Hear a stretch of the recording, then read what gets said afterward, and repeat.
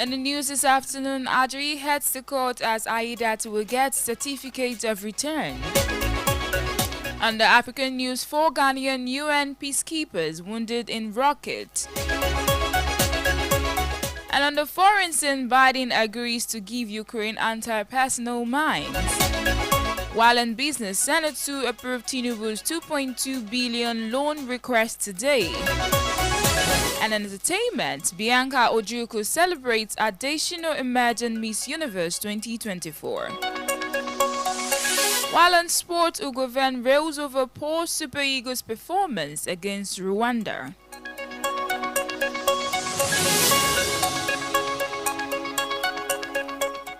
Now the news in detail. World leaders have embraced Global Alliance Against Hunger and Poverty, an initiative spearheaded by Brazil's President Luiz Lula da Silva at the 19th Group of 20 Summit, which rounded off last night in Brazil's commercial capital. After last-minute negotiations, Javier Milei's Argentina became the 82nd country to join the Global Alliance Against Hunger and Poverty. Brazil's initiative launched during the 2-day summit.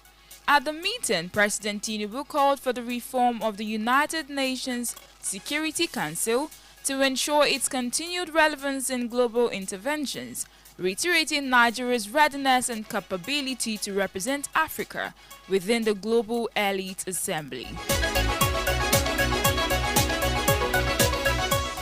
And coming from Ondo State, 4 days after the governorship election in Ondo State was concluded, the major opposition party in the state, the People's Democratic Party, has expressed readiness to challenge the outcome of the election in court, citing irregularities during the poll.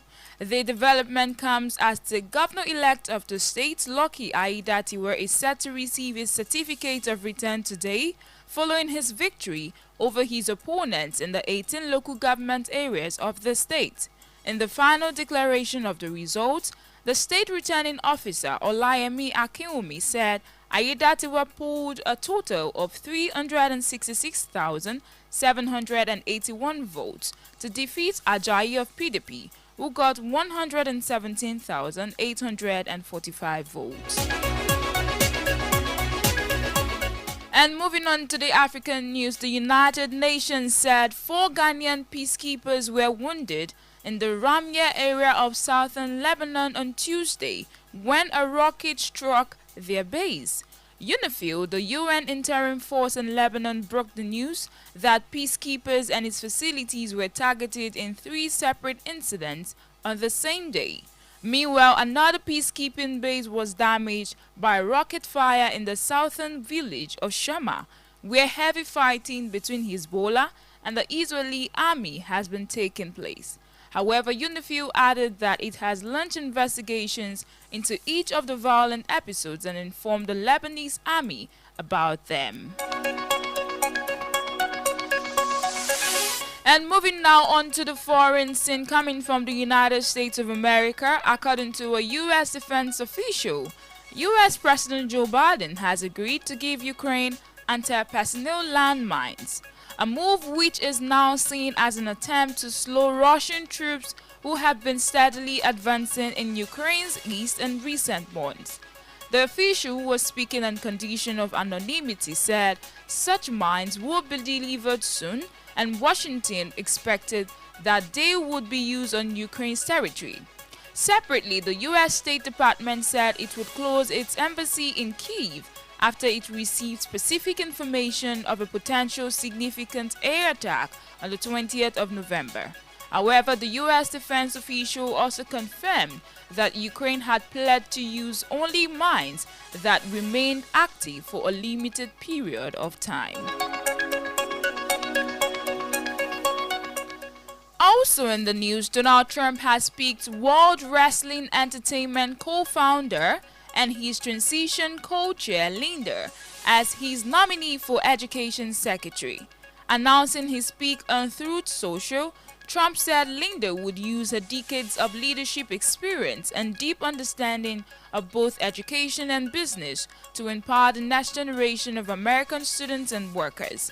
Her nomination came shortly after Trump chose Meshed Oz, a celebrity doctor and former television host, to lead the Centers for Medicare and Medicaid Services. Meanwhile, the two selections on Tuesday follows a pattern of the president-elect nominating loyal supporters to top roles in his cabinet, a decision which has now gathered criticism around the U.S.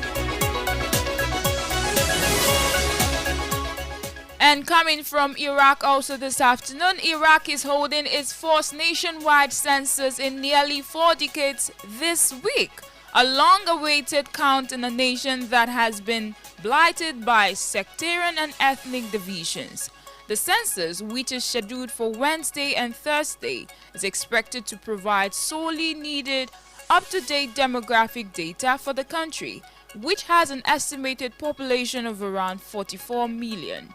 It would be the first census to cover all 18 governorates since 1987, when dictator Saddam Hussein was in power, following repeated delays caused by years of war and political tensions between factions.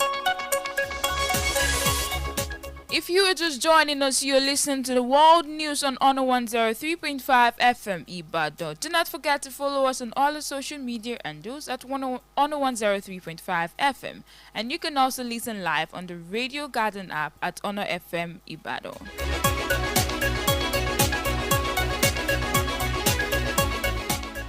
And now to the business report. The Senate will approve the $2.2 billion loan request of President Bola Tinubu today. This request submitted by the President is part of the external borrowing plan outlined for implementing the 28.7 trillion naira 2024 budget.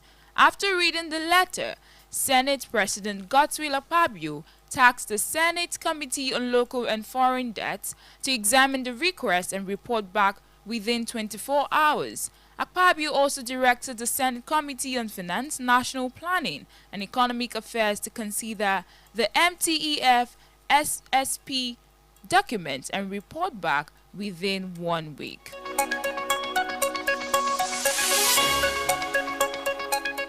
In the entertainment news for this afternoon, the Minister of Foreign Affairs Bianca Ojukwu has praised Chidinma Adesina for finishing as the first runner-up in the just concluded 2024 Miss Universe pageant in Mexico. Adesina, who lost to the winner Victoria Kja of Denmark in the competition, would eventually be crowned the new Miss Universe Africa.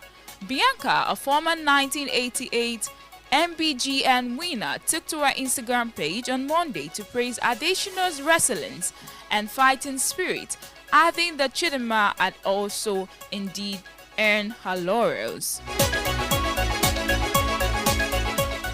And finally, in sport news, interim head coach Austin Ugoven has admitted that it was just a general bad day for the Super Eagles following the loss to the Waps of Rwanda in the 2025 African Cup of Nations qualifiers played in Uyo. Despite scoring force at the Godswill Akpabio Stadium in Uyo, the Eagles conceded 2 quick goals to allow the Rwanda secure a famous win on Nigerian soil in the final game of the AFCON 2025 qualifiers. Ugoven admitted that the Eagles were poor, and he questioned the lack of productivity of the team strikers, who were unable to reproduce their impressive clubs for the country.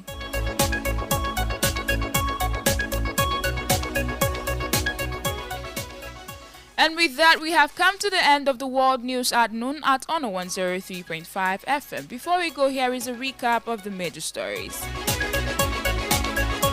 On the national news today, we informed you that Ajayi has challenged the Ondo State gubernatorial election result.